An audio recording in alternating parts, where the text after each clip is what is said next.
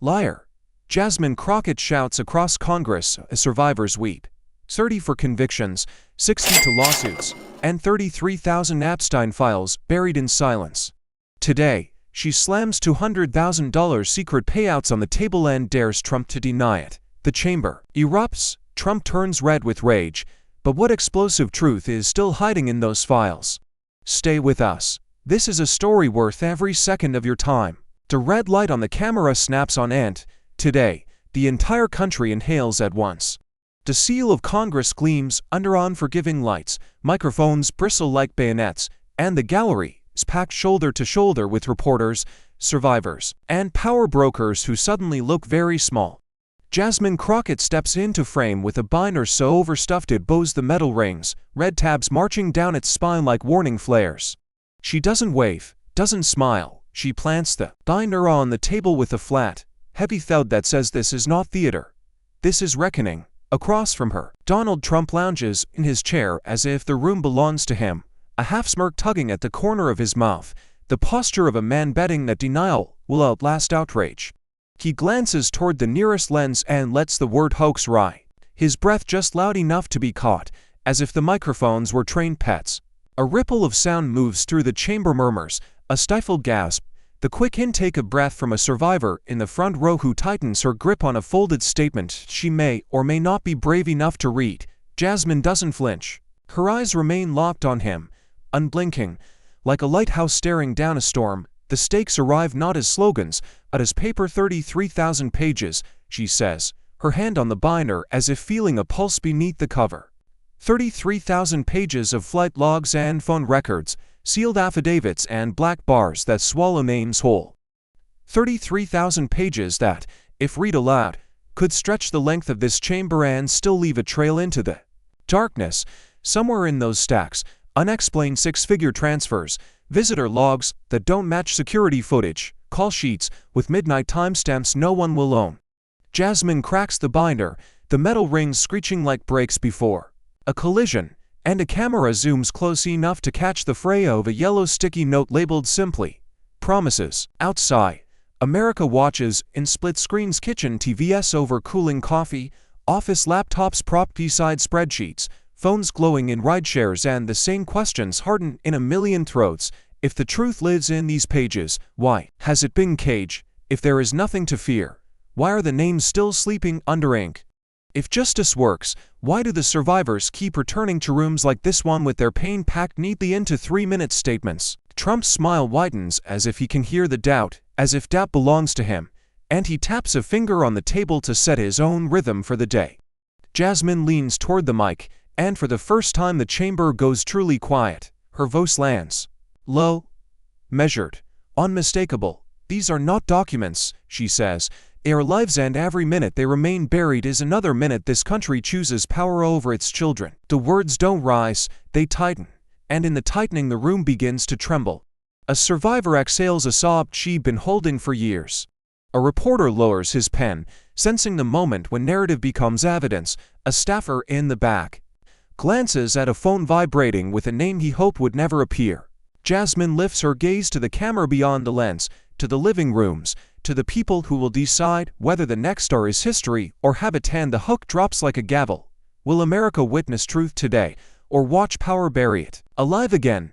The binder still rests between them like a live grenade when Jasmine Crockett leans forward, her eyes narrowing into steel. "You called their pain a hoax," she says, her voice cracking the chamber open. "You called women who lost their childhoods liars because the truth threatened you. Every tear shed, every night they woke up screaming, every time they begged for justice while the powerful turned away, you dismissed it all with one word: hoax." She doesn't shout. She carves each syllable slowly, forcing every listener to feel the blade. Cameras tighten on Trump's face, catching the smirk curling wider, a mask of arrogance meant to disguise the flicker of unease dancing at the corner of his mouth. Trump chuckles, loud and performative, letting the sound roll like a drumbeat, meant to drown her out. "Look at her," he sneers, jabbing a finger across the table. Another Democratic puppet, another actor reading her lines for the cameras. "You don't care about those people behind you, you care about headlines, you care about airtime. You're nothing but a disgrace." The insult is blunt, cruel, a calculated attempt to humiliate her in front of survivors who clutch tissues and tremble in their seats. His words don't land as comedy. They land as betrayal, and the gallery bristles, the oxygen pulled tight as outrage fills the air. Jasmine doesn't flinch. Her knuckles whiten on the table edge, but her eyes blaze. A puppet. She spits, her voice rising like a flame through dry timber. No, Mr. Trump, I am a mirror, and you don't like the reflection. What you see in me is not a script, it's the truth you buried and the pain you mocked. I'm the voice of every survivor you silenced, every family you dismissed, every child who was left unprotected because men like you decided predators deserved cover more than victims deserve justice. She pushes her chair back and stands, her height amplified by the fury coursing through her words, and the room quakes with applause, not the polite kind but a visceral roar from those who can no longer stay silent. One survivor bursts into tears, standing with her shoulders shaking as she cries, "We are not your hoax." Another shouts through tears, "You lied to us." The gallery erupts, the chamber no longer just a hearing room but a battleground, where the powerless finally rise against the powerful. Trump shifts, his grin faltering, his jaw tightening as the crowd refuses to play along with his show. He bangs his fist on the table, barking, "Sit down, nobody believes you, this is all theater." But his voice, once dominant, is drowned by the thundering chant swelling from the survivors. Justice, justice, justice. The camera lingers on Trump's face, red with fury, then cuts to Jasmine unyielding, her chest rising with the steady breath of a fighter who has chosen this moment to draw the line. She leans into the microphone, her tone sharpened to a whisper that cuts sharper than a scream. "If defending survivors makes me a puppet, then may America be filled with puppets who dare to fight predators like you." The chamber falls into stunned silence, and beyond the screen, millions watching at home are left with a single burning question: if survivors place their faith in him, and now call him their betrayer, how long before the rest of America sees the same truth? The chamber is still vibrating from the survivors' cries when another figure rises, his movements stiff, his voice straining to command authority. Speaker Mike Johnson clutches a folder to his chest like a lifeline and clears his throat. "Let's not forget," he announces, the words echoing awkwardly in the charred chair, "that Donald Trump once served as an FBI informant in efforts to bring Epstein down." For a moment, confusion ripples across the room. A few gasps, scattered murmurs, the uneasy shuffle of reporters glancing at one another. Trump tilts his chin upward, allowing himself a brief smirk, as though Johnson has thrown him a rope in the middle of quicksand, but the survivors' faces harden. If Trump was an informant, why did their screams echo an answer? Why did predators walk free while children carried scars? The contradiction hangs heavy, gnawing at the audience like a question no one wants to voice. Jasmine Crockett's expression sharpens into something between fury and disbelief. She steps forward, her heels striking the marble floor like a drumbeat of defiance. "An informant," she repeats slowly, every syllable dipped in venom. "You mean the story you leaked to the press and then yanked back in less than 24 hours? The lie you dangled in front of the American people before you crawled back under Trump's shadow?" Johnson opens his mouth, stammering, but Jasmine does not let him breathe. Her voice slices clean through his hesitation. "This is not about truth, Mr. Speaker. This is about fear. You are not protecting justice, you are protecting yourself. And you're so afraid of losing your power that you'll twist the truth until it snaps in your hands." The words strike with the precision of a blade, and Johnson falters, his shoulders slumping under the weight of a chamber that no longer believes him. The survivors ignite. One stands and shouts, her voice cracking, "We trusted you." Another slams her hand against the railing, crying out, "Why did you protect him?" The gallery becomes a storm of anguish and rage, voices colliding in a chorus of betrayal.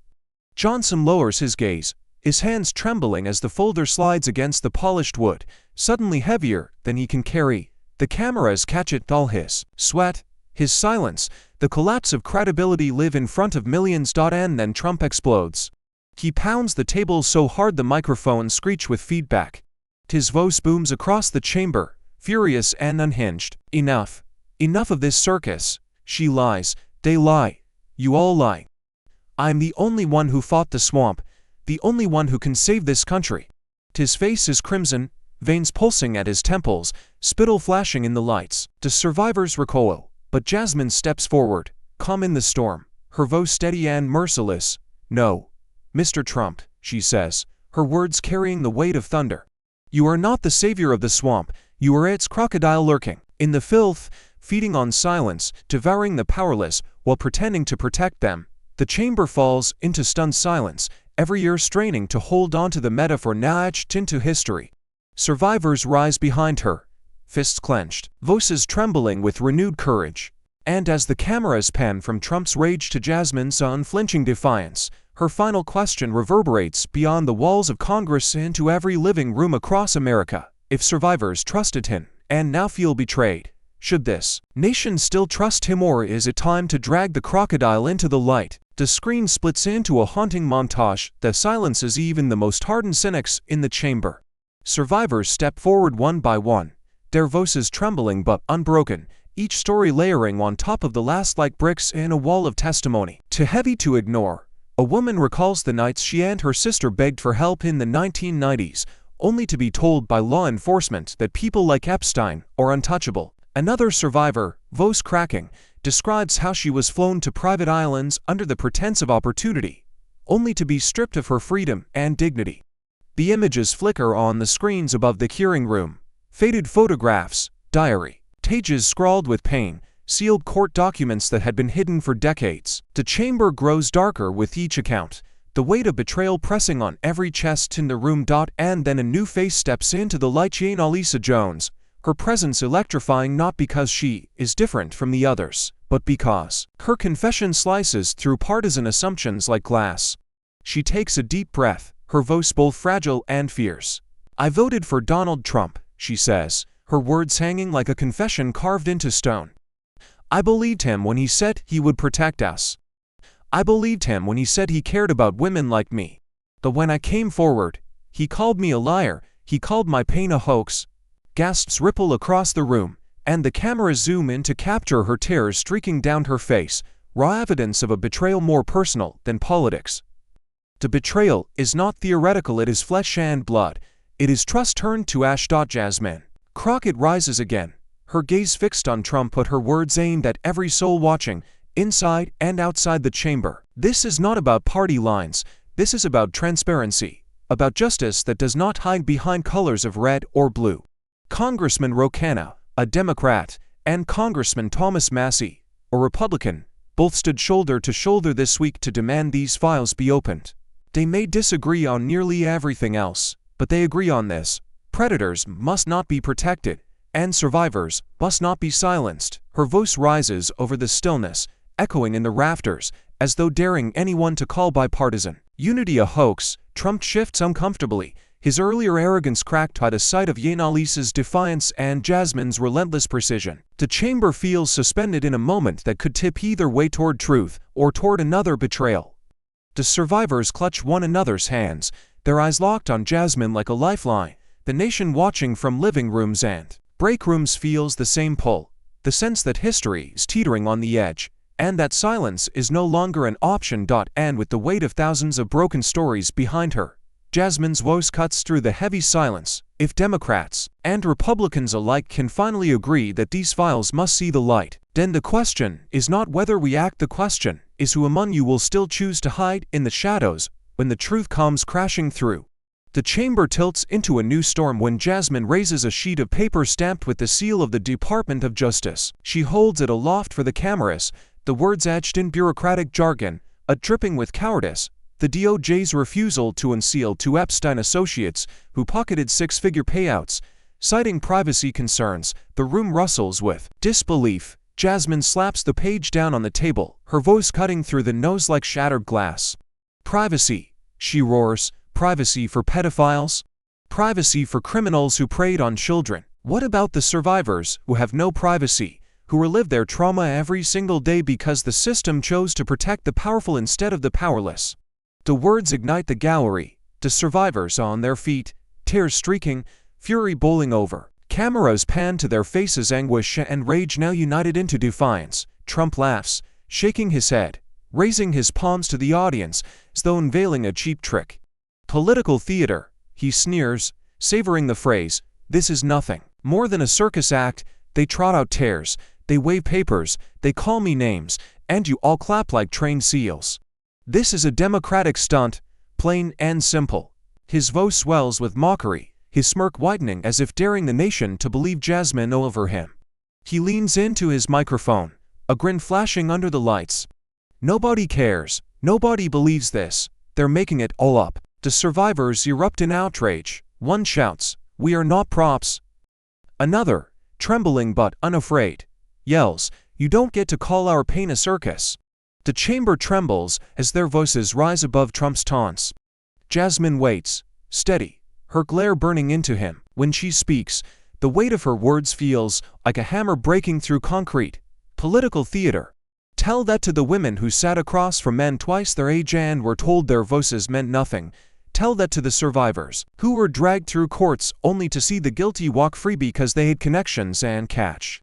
You call this theater? This is testimony carved into skin, into bone, into memory that never fades. And you dare laugh? Trump bangs the desk, his voice thunderous, red blotches spreading across his face. Lies, all lies, this is fake. Like everything else the Democrats do. His rage spills into the microphone, but the fury no longer commands. Fear it reveals a man cornered. The gallery doesn't quiet. It grows louder, voices colliding, echoing like a storm rolling through marble halls. Jasmine raises her hand, and the noise subsides just enough for her to deliver the line that drives a stake through the farce. Her voice lowers, steady, sharp. As a knife, if this is theater, then the curtain is falling on the lies. And when it drops, the only question left is whether America will finally see the truth or keep applauding the predators hiding behind power. The survivors can no longer stay seated.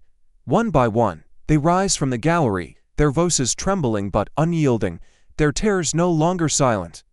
A woman clutches the railing with white knuckles, her voice breaking as she cries, "We have lived with these nightmares for decades, and all we were given was silence. Today, we demand justice." The chamber erupts as more voices follow, raw, unpolished, but stronger because of it. Another survivor holds up a faded photo of herself as a teenager, her hands shaking but her words razor sharp. "That girl was me, and he stole everything from her." How dare you call that a hoax? The weight of their fury is unbearable, pressing down on the marble and the wood, suffocating the air until every heartbeat in the room is pounding in sync with theirs. Trump sits rigid, his smirk stiffening into something uglier. He waves dismissively at the gallery, muttering into the microphone, "Actors. Tate actors, all of them. The audacity is volcanic." Gasps explode from the chamber, journalists' pens freeze in midair, and survivors scream, back in fury. The contrast could not be sharper, the sound of weeping colliding with the hollow laugh of a man who still believes mockery stronger than truth. His words fall like stones, but the survivors hurl them back with raw pain that refuses to be minimized. Jasmine Crockett rises into the storm, her presence grounding the chaos, her voice carrying over the roar. She spreads her arms toward the gallery, not to command but to shield. "This is not politics," she declares, her voice shaking with fire. "This is humanity. These are not actors, they are daughters, sisters, mothers, Americans who were betrayed by the powerful. To call their pain fake is not only obscene, it is an attack on every survivor in this nation who has ever been told to sit down and shut up." Her words slice through the air, hitting harder than any insult Trump can conjure. Survivors nod through tears, some mouthing thank you, their defiance now tethered to her courage. Trump pounds the table again, barking, "Lies, all lies.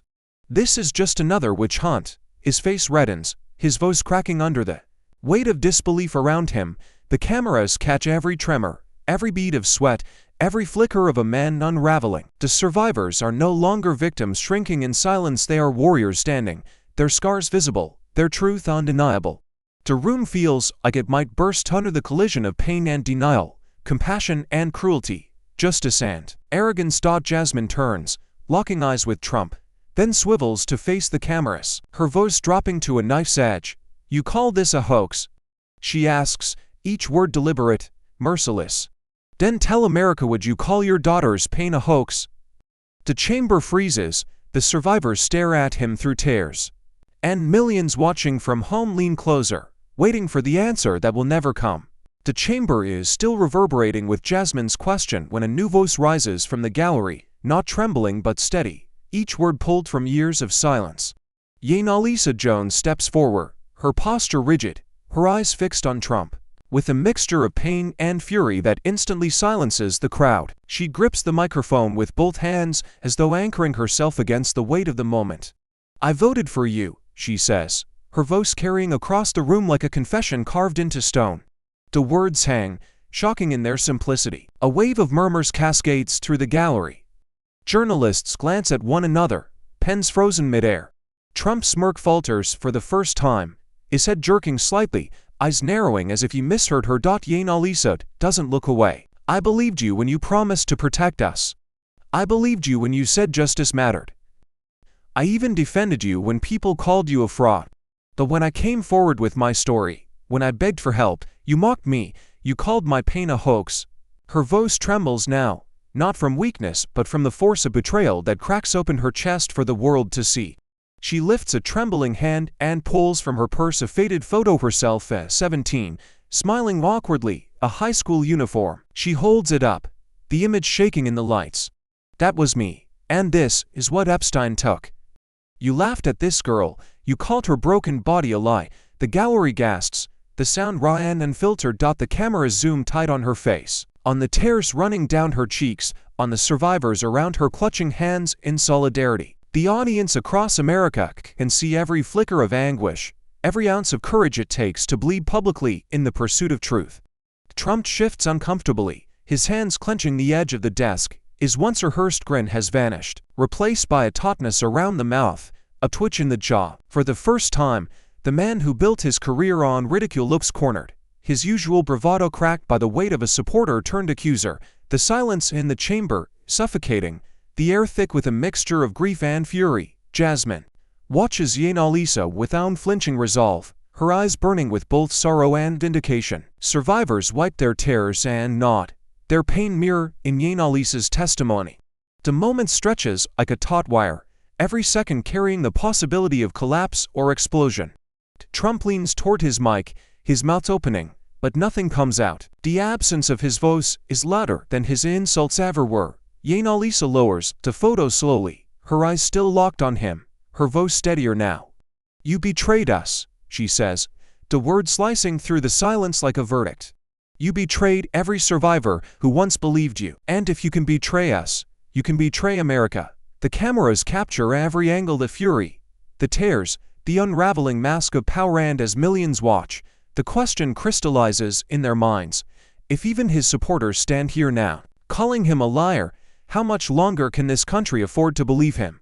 The chamber is still echoing with Jasmine Jones's trembling verdict when Jasmine Crockett seizes the moment, her voice sharp, her posture unshaken, eyes locked on the man across from her. She flips open the binder again, this time not with hesitation, but with the precision of a prosecutor ready to strike. "Mr. Trump," she begins, her words carrying a rhythm that feels less like speech and more like an indictment being carved into history. "You call survivors liars, you call their pain theater, yet your own record screams louder than any testimony. 34 criminal convictions, 62 active lawsuits, billions in shadowy deals with shell companies and foreign financiers that the American people are still paying the price for." Gasps burst from the gallery, a ripple of shock sweeping across the marble chamber. Even the reporters, heartened by years of scandals, pause in their furious scribbling, the air vibrating with the weight of numbers that cannot be laughed away. She leans closer, her fingers stabbing the air toward him. "You stand here pretending to defend this country, all drowning in corruption of your own making.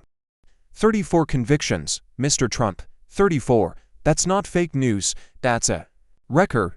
62 lawsuits, Americans suing you because you stole, you lie, you cheated. And let us not forget the billions in dirty dealings that link your empire to men who also trafficked in silence and shadows." She slams the binder shut, the sound cracking like a gunshot. The survivors flinch, but not from fear, from the jolt of validation, from hearing what they've always suspected spoken aloud, with no hesitation. Trump jerks forward in his chair, red blotches spreading across his face, his hand pounding the table. "Lies," he bellows, his voice so loud it rattles the microphones. "All lies. I was never convicted of anything serious. These are witch hunts, Democrat witch hunts, every single one. Fake lawsuits, Fake numbers, fake news, spittle flies under the lights as his rage fills the chamber, but the fury feels less like strength and more like desperation. He gestures wildly toward Jasmine, his voice cracking. She's making this up. She's twisting everything. His eyes dart toward the cameras, as though pleading with the audience at home to believe his version of reality over the cold, unrelenting math Jasmine has just delivered. But Jasmine doesn't move. She waits for his tirade to collapse under its own weight, then tilts her head slightly, her gaze steady, her voice dropping into a deadly calm. 34 convictions are not theater. 62 lawsuits are not imagination. Billions in dirty money are not coincidence, these are facts. And the louder you shout, the more you prove you cannot silence them. Her words hang heavy in the air, the survivors nodding, the crowd leaning forward. Millions at home frozen in disbelief.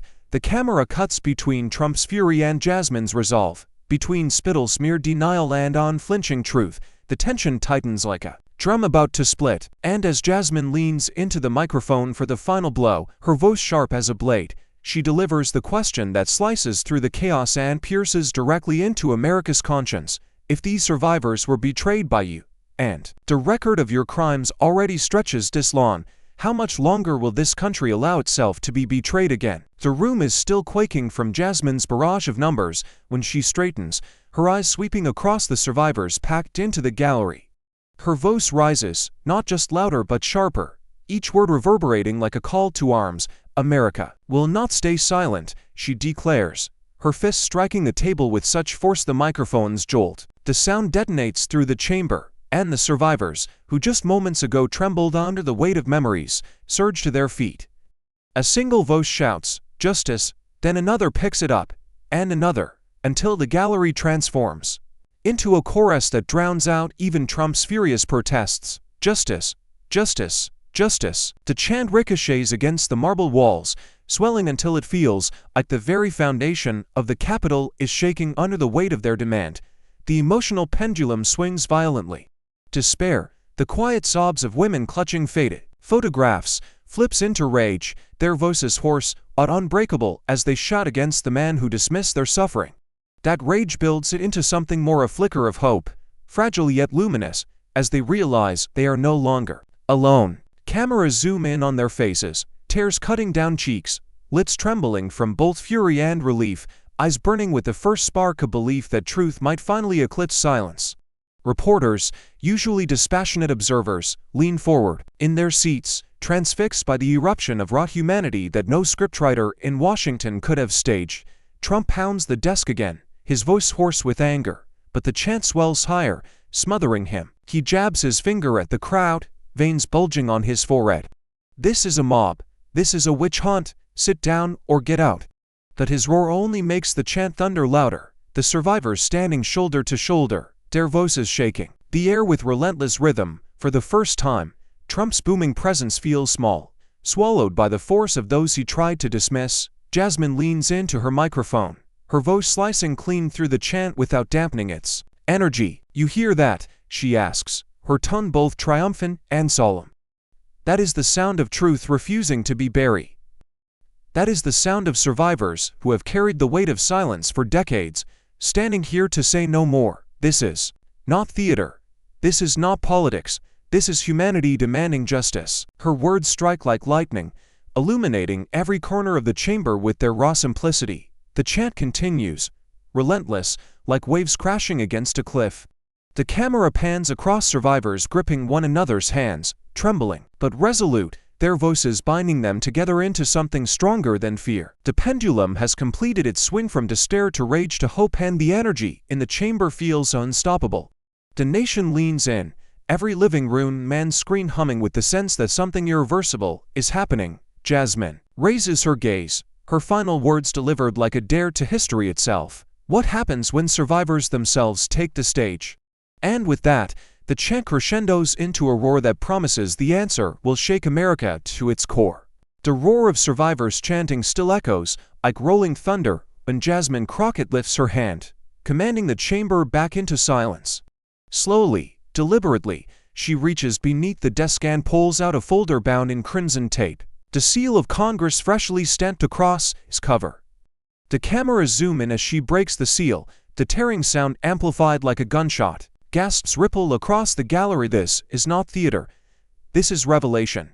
She lays the pages on the table, spreads them out like cards in a game of high stakes, her eyes never leaving Trump. These, she says, her voice steady, are the documents you never wanted America to see. Reporters lean forward, flashes firing like lightning as Jasmine reads the first line. In 2018, two aides connected to Epstein received six-figure payments funneled through accounts that were shielded from prosecution. These were not minor gifts.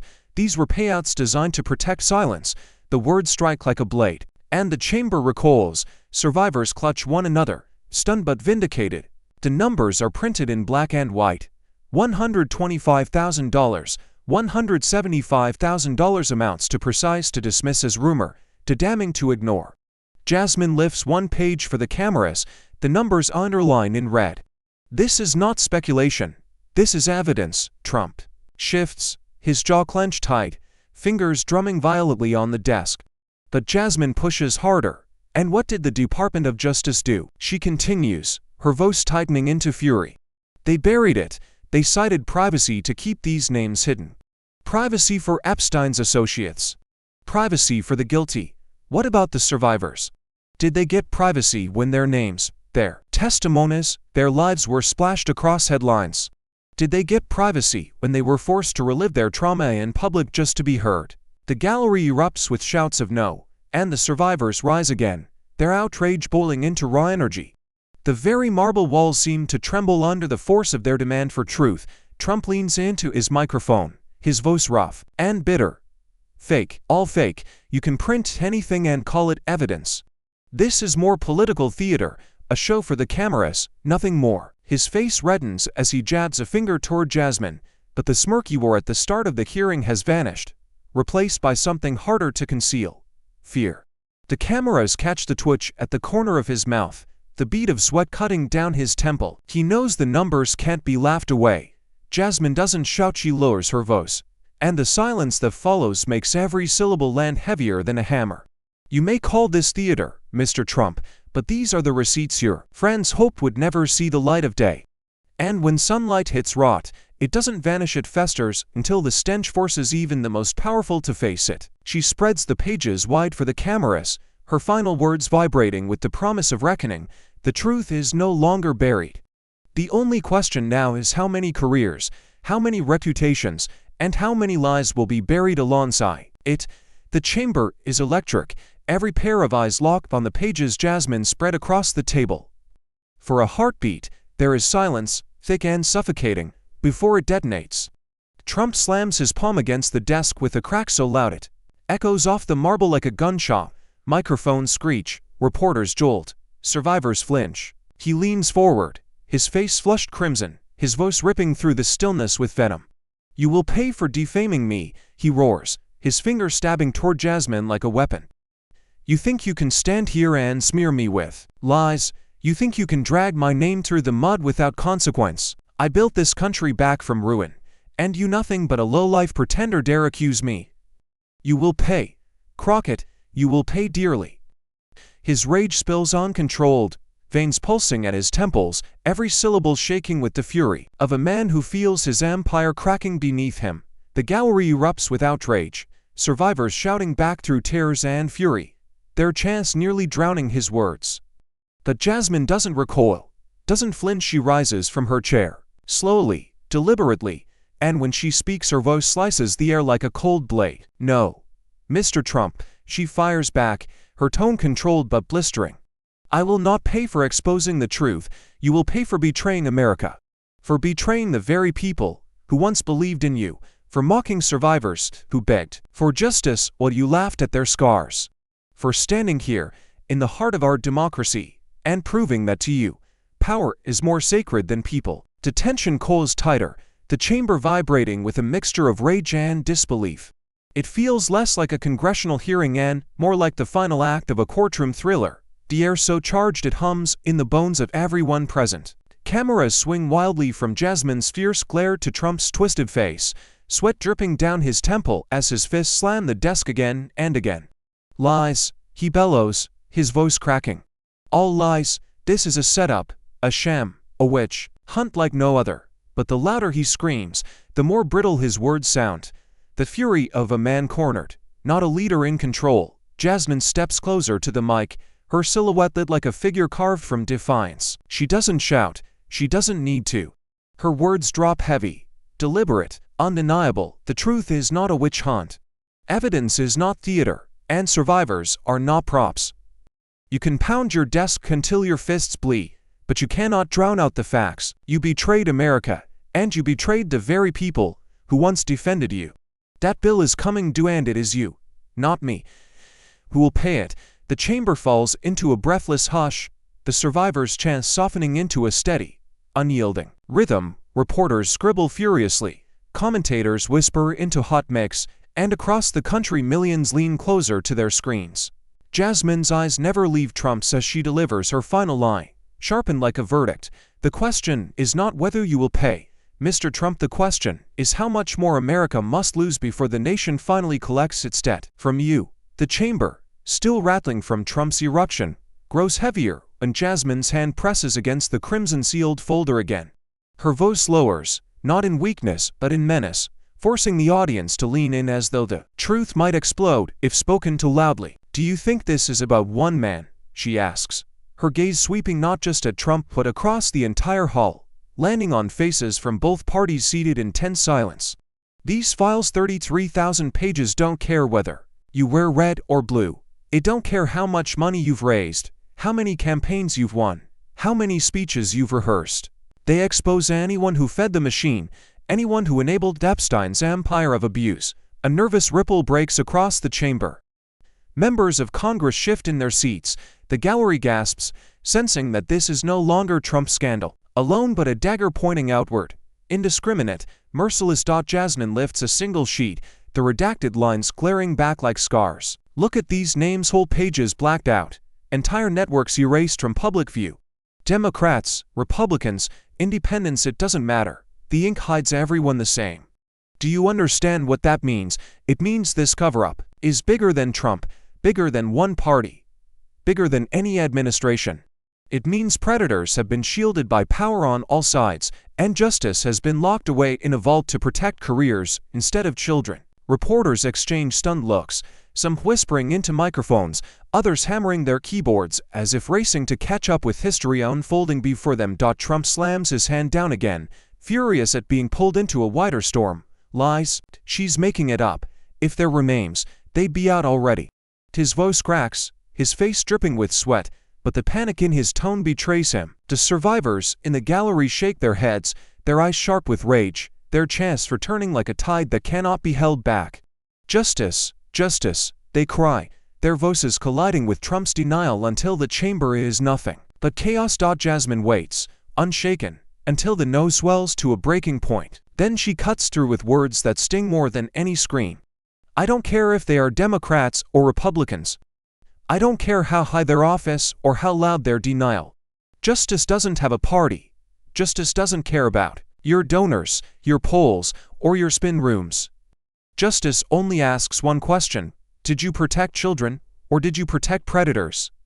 Her voice lands like a hammer, each word echoing off the marble and ricocheting into every home watching live. The chamber falls into an uneasy silence, the weight of implication suffocating both allies and enemies alike. She closes the folder slowly, deliberately, as though locking the chamber itself inside the secret it cannot escape. Her eyes fix on the cameras, and the survivors lean forward, bracing themselves for the blow that will ripple through the nation.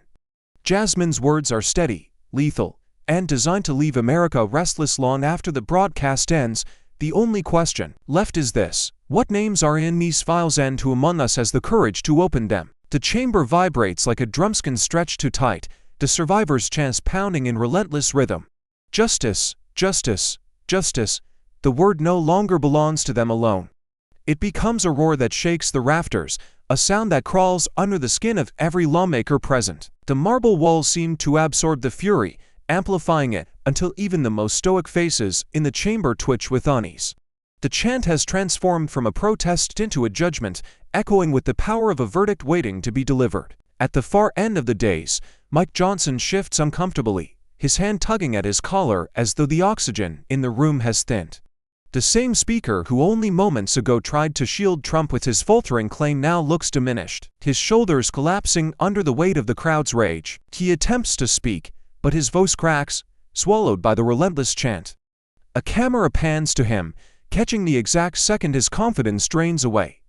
He lowers his gaze, packs his papers into a neat but frantic pile, and sinks into his seat, or retreat, so visible it feels like a confession. The image flashes across televisions nationwide, the Speaker of the House crumbling under the pressure of survivors, exposed not as a leader, but as a man too weak to withstand truth. Trump notices the retreat, his jaw tightening, his hand slamming the table in frustration. He glares at Johnson with open contempt, but the message is clear. The loyalty of allies can no longer be taken for granted. Around Trump, faces once hardened in defiance now show cracks. One advisor whispers nervously to another, their eyes darting toward the gallery as though calculating political survival. Another senator who had sat proudly by Trump's side now leans back, lips pressed thin, avoiding eye contact with cameras. The shift is subtle but seismic. The atmosphere is no longer one of unified defense, but of quiet panic. The survivors sense it, their chants growing louder, fueled by the sight of power unraveling. Jasmine Crockett steps into the moment, her voice rising above the chorus like a conductor guiding an unstoppable symphony.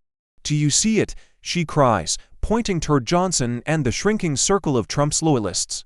"This is what truth does. It weakens those who built their power on silence. It rattles the walls of those who thought themselves untouchable." Her words whip the gallery into a frenzy, survivors pounding the railings, tears streaming down faces that are no longer bowed in despair, but raised in defiance. Trump slams the desk again, shouting into the microphone, but the nose is swallowed whole by the chant that refuses to die. "Justice, justice."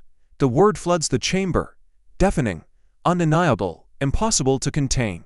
And as Johnson sits in his defeated silence and Trump's allies exchange nervous glances, Jasmine delivers the line that cuts to the marrow. "When even his own protectors retreat, what does that tell you about the men left shouting alone?" The question lingers in the heavy air, daring America to answer. The chants of justice, justice, still reverberate when Trump suddenly lurches forward, his composure shattering like glass under pressure. He slams both fists onto the desk, the microphone squealing as his voice tears through the air. "Shut them up," he bellows, veins bulging at his temples. "I won't be humiliated by liars, by frauds, by weaklings. If you think you can destroy me with your circus, you've got another thing coming.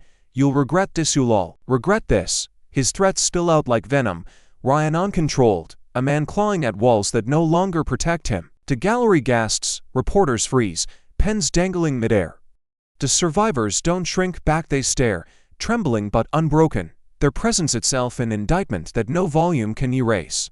Jasmine Crockett rises in one fluid motion, her body charged with the weight of the moment. She doesn't recoil from his fury, she steps closer, her voice calm but sharpened to a blade's edge. "Threats," she says, tilting her head, eyes burning into him. "This is what power looks like when it's cornered." A man screaming at survivors, pounding a desk like a child throwing a tantrum. "But you cannot scream away facts, and you cannot threaten away justice." The survivors erupt in applause, their voices swelling louder, their chant reshaping itself into a tidal wave of defiance. Trump points a shaking finger across the chamber, spittle catching the lights. "You're finished, Crockett. I'll bury you. You'll never survive what's coming." The words are unhinged, the tone frantic, the threat sounding less like power and more like desperation. His allies shift nervously, some hiding their faces from cameras, unwilling to be seen standing behind a man unraveling live on national television. Jasmine seizes the moment, raising her hand for silence. The chamber quiets, the cameras zoom in, and she turns not just to Trump, but to the millions watching across the country. Her finger points directly at the lens, her voice booming, unflinching.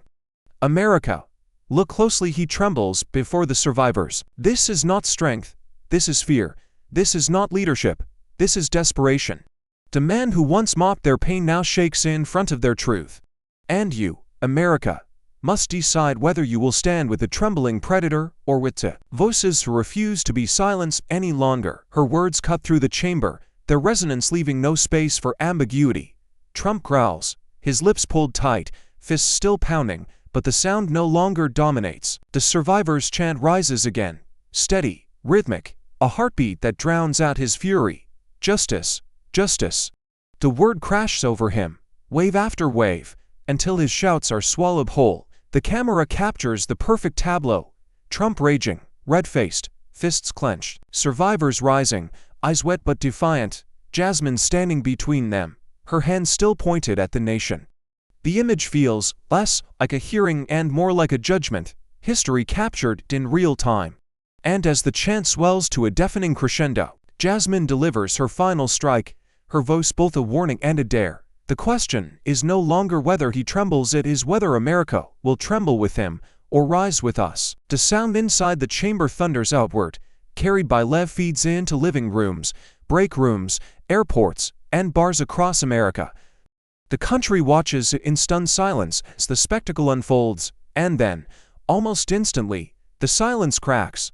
Into nose, a mother in Ohio drops the dish towel in her hand, whispering, "Finally, someone's saying it." In a New York diner, televisions mounted over the counter capture Jasmine pointing into the camera, and the patrons, usually loud with small talk, sit frozen, coffee cooling in their cups. On a construction site in Texas, workers gather around, a phone propped up on a toolbox, their faces grim as Trump's shouting echoes against the steel beams. Across campuses, apartments, and offices, the same question simmers in unspoken unison. What if she's right? Online, the reaction is instantaneous and explosive. Hashtags surge like wildfire. Hashtag justice not power. Hashtag Epstein files. Hashtag Crockett vs Trump, each climbing the trending lists within minutes. Clips of Jasmine's fiery line, "America, look closely, he trembles," before the survivors. Flood TikTok and Twitter, racking up millions of views in hours. Survivors across the country share their own stories, stitching their voices into hers, while others amplify the chant thundering through the chamber. Justice, justice, justice. Screens glow with outrage, disbelief, and a sense of history. Breaking open in real time, the emotional pendulum swings wildly through the nation. At first, fear grips viewers, a sickening dread that maybe this confrontation will end the same way all others have, in silence, in cover-ups, in power triumphing. Again, then anger flares, Ryan volcanic, at the sight of Trump mocking survivors and screaming threats into microphones. That anger morphs into something unexpected, empowerment. Parents tell their children to watch. Survivors hold their heads higher. Citizens who had stopped believing in Washington whisper to themselves that maybe, just maybe, the tide is turning.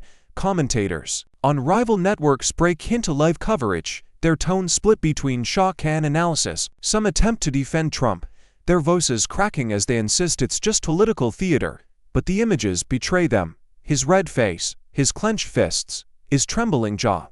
Others admit outright, we've never seen him corner like this. On the streets, protesters gather with hastily drawn signs, their chants echoing the survivors inside Congress, a syncopated rhythm of fury and hope. For the first time in years, it feels like a movement too big to bottle, to raw, to spin. Inside the chamber, the chants rage on. Outside, the country becomes an extension of that hull, voices rising from coast to coast, spilling from phones and televisions into the night air. And still, the unanswered question hangs heavy, a cliffhanger designed to haunt every viewer who cannot look away. Jasmine Crockett, her voice ringing with the certainty of a warning shot, leans into the microphone and delivers the final line. If Washington burns, will justice rise from the ashes, or will America let the flames consume us all? The chants ebb into silence as another survivor takes the microphone, her voice trembling but sharpened by rage. It wasn't just abuse, she says, eyes darting to the lawmakers frozen in their seats. It was paperwork. It was passports. It was marriages that never existed on paper but existed in his mansions, his planes, his island. Epstein didn't just trap us in rooms, he trapped us in systems designed by the government itself. Immigration fraud, false marriages, forged identities. And every time we screamed, someone in an office stamped the papers that kept us caged. The chamber exhales in shock, pen scratching furiously, cameras zooming in as she clutches a stack of documents, faded visas and fraudulent certificates. proof that the horror wasn't hidden in shadows alone, but inked in official records. Another survivor rises to confirm, her voice hoarse from shouting earlier. "We told authorities years ago. They knew. They let him walk free. They didn't just look the other way, they held the doors open." Her words detonate like dynamite under marble, and the chamber jolts with a collective gasp. Trump shifts, red-faced and sweating, muttering to his lawyers, but the survivor's words have already pierced deeper than denial. Jasmine Crockett stands, her voice steady yet vibrating with controlled fury. "You hear it, America. This wasn't just a monster operating alone. This was a network, and you cannot forge passports. You cannot file false marriages. You cannot traffic human beings across borders without hands inside the system helping you. Federal hands, government hands." She slams the fraudulent documents on the desk, the sound echoing like a gavel. This wasn't negligence, it was complicity. This wasn't a blind eye, it was an open hand. And those who signed their names to these papers share the blood of these survivors' lost childhoods. The gallery is dead silent, every face pale with shock.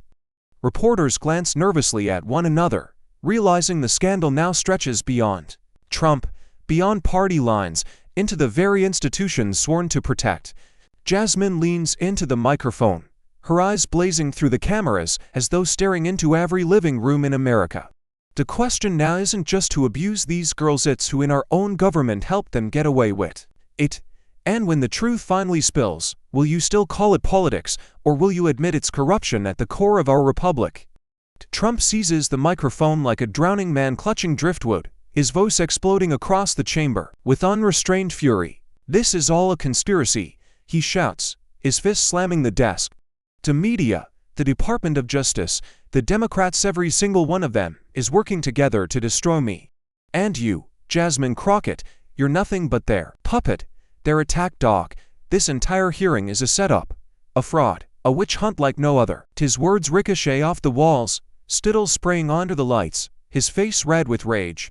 For a moment, the gallery sits stunned, watching the former president unravel live on national television, his desperation spilling into threats, his voice trembling not with strength but with panic. He jabs a finger toward the press gallery, his accusations wild and frantic.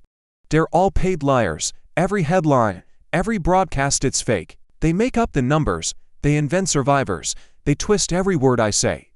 This isn't about Epstein. This isn't about justice. This is about taking me down because they know I'm the only one strong enough to stop them." The rant grows more incoherent, his chest heaving, his words tumbling over one another until they blur into noise. The cameras zoom close, catching the bead of sweat rolling down his temple, the twitch at the corner of his mouth. Jasmine lets him rage until the chamber feels like it might combust. Then she rises slowly, her calm in stark contrast to his frenzy. She places both hands on the desk, leans forward, and delivers her words with surgical precision. "A conspiracy," she repeats, her tone heavy with disdain. "No, Mr. Trump, the real conspiracy, silence bought with money and power. The conspiracy is forged passports stamped by federal hands. The conspiracy is hush money paid to aides while survivors cried themselves to sleep.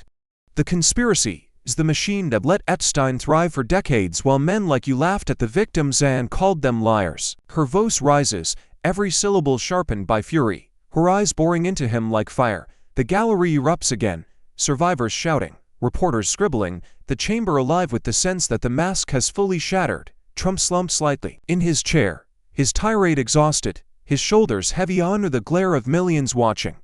Jasmine's final words hang in the air, resonant and unflinching. "And when silence becomes the currency of power, truth is the only rebellion left. America must now decide, will you keep funding the silence, or will you finally join the fight for justice?" The echoes of Trump's unraveling still linger when Jasmine Crockett rises once more, not to address him, not to spar with the broken defenses of a man cornered, but to face the cameras, to face America itself. She takes a long breath, her eyes sweeping over the chamber, the survivors, the lawmakers squirming in their seats, and then she speaks with the gravity of someone who knows her words will not die, and the microphones turn off. "Justice is not partisan," she says, her voice resonant, layered with both fury and compassion. "Justice is not red or blue, not liberal or conservative. Justice does not bend to your polls, your campaigns, your donors. Justice is for your children. For the daughters and sons you send to school each morning. For the sisters and brothers, who should never have to wonder if power will protect them or prey on them.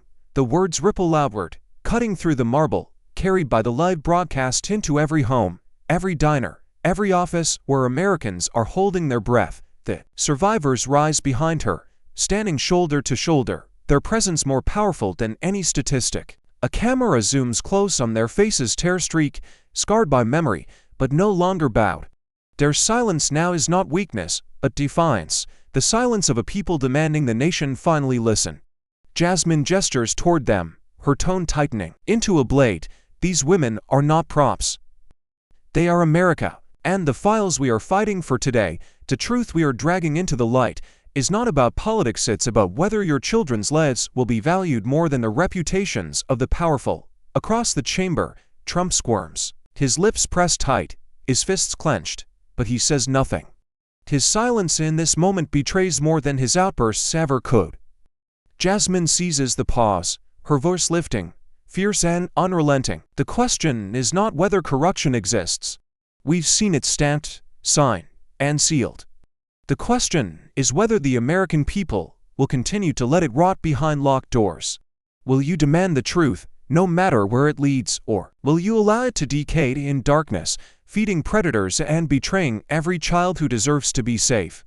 The chamber is frozen, the survivors unblinking, the cameras locked on Jasmine's face. She leans closer to the microphone, her final words delivered like a verdict and a dare.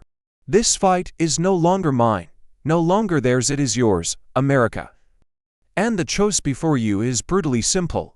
Will you demand the truth, or will you let it rot in darkness? The chamber feels scorched, as though the air itself has been set on fire by the storm that just ripped through it. The echoes still hang heavy, Jasmine's binder slamming against the desk, survivors chanting justice, until the marble quaked, Trump pounding the table and screaming threats, Johnson shrinking into silence, the revelation of secret payments and redacted names spreading like poison across the nation. Every high and low has left the room trembling, every accusation still vibrating in the ears of millions watching. At the center of it all, Jasmine Crockett stands unbowed, her figure lit by the relentless camera lights. The survivors cluster around her like a wall of unshakable truth. Their tears are still wet, but their posture is steel. Their voices, once fractured, now joined into a chorus that can no longer be ignored. They clutch photographs, testimonies, and one another's hands, no longer as victims forced into silence, but as warriors who have carved their pain into a weapon.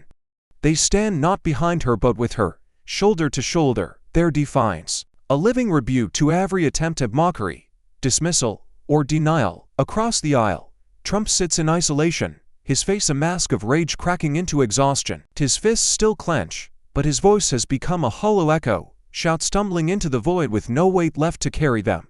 His allies avert their eyes, his protectors retreat, his power reduced to noise without resonance. For the first time, the man who built his empire on volume and dominance looks small-cornered, exposed, desperate in a room where his presence no longer commands fear but contempt. The cameras capture the contrast like a split screen of America's crossroads. On one side, survivors standing tall with Jasmine, their voices unified and unstoppable. On the other, Trump alone, screaming into silence, his words falling flat in the chamber he once believed he controlled.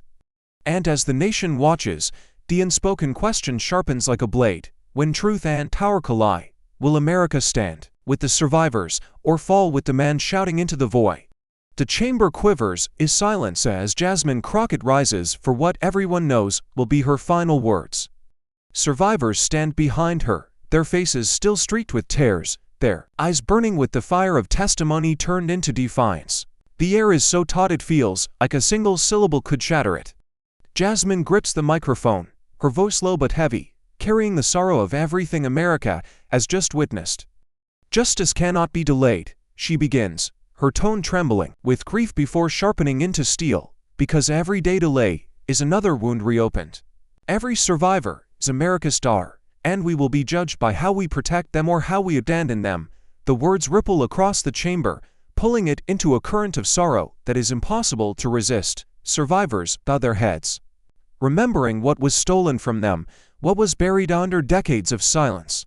But Jasmine does not let the sorrow drown them. She lifts it, bends it, reshapes it into something unbreakable. They told these women to be quiet. They told them to forget. They told them power was untouchable. But today, they answered back. Today, they stood tall, and their voices were louder than power's threats. The gallery stirs, heads lifting, tears transforming into a murmur of hope. Her voice swells, no longer trembling, now a clarion call. If we believe in America, then we must believe in justice, not tomorrow, not someday, now. Justice cannot be partisan, because children are not partisan. Justice cannot be delayed, because pain does not wait. She lifts her hand, pointing once more to the survivors behind her, then straight into the cameras that beam her words into millions of homes. They are your daughters. They are your sisters. They are your future. And the question you must answer is simple. Will you rise with them or turn away once more? The cameras linger on the chamber, capturing the wreckage of the storm that has unfolded. Survivors stand shoulder to shoulder with Jasmine Crockett, their faces marked by tears, upglowing with unbreakable defiance. Across from them, Trump sits, hunched, fists still clenched, his shouts now hollow echoes swallowed by a room that no longer bends to him. The gallery is frozen, lawmakers pale and silent, the weight of truth pressing down harder than any gavel. The nation has seen it all: rage and denial, pain and testimony, power exposed and fear unmasked. A narrator's voice cuts through the stillness, heavy with the solemnity of history. Today, a warrior for justice reminded us that silence is complicity, that every time we look away, we choose the side of power, not the side of truth. And though truth may hurt, it heals. Lies protect the powerful, but justice defends the powerless. The words unfurl like scripture, stitching the chaos of the hearing into a single undeniable lesson. On screen, images flash, Jasmine slamming to bind her, survivors chanting justice, Trump screaming and pounding the desk, Johnson shrinking under pressure. The documents spread wide like wounds finally exposed. Each moment seared into memory, a reel of reckoning no one can unsee. The narration swells, merging sorrow into inspiration, lifting the audience toward its final choice. America stands at a crossroads. The survivors have spoken. The truth has been shown. Now the question is not whether corruption exists, but whether we as a people will accept it or confront it. The camera pushes closer on Jasmine's face, her eyes locked into the lens as though staring through the screen into every home. The closing hook lands like a thunderclap, final and inescapable. If you believe in justice, share this story. What side will you choose, justice or power? This story reminds us that silence in the face of injustice is never neutral, it is complicity. True courage means standing with those who have been silenced, even when power roars against them. Justice is not a gift handed down by the powerful, it is a right fought for by the brave. Each of us has a choice, to look away or to raise our voices for what is right. If survivors can stand tall after everything they endured, what will you do today to confront injustice in your own world? Thank you for watching until this moment and for standing with us on this journey for justice. Your support means everything. Like, subscribe, and turn on notifications so you never miss what's next. And we'd love to hear your thoughts. Leave a comment below and let us know what moved you most in this story. Together, our voices make a difference.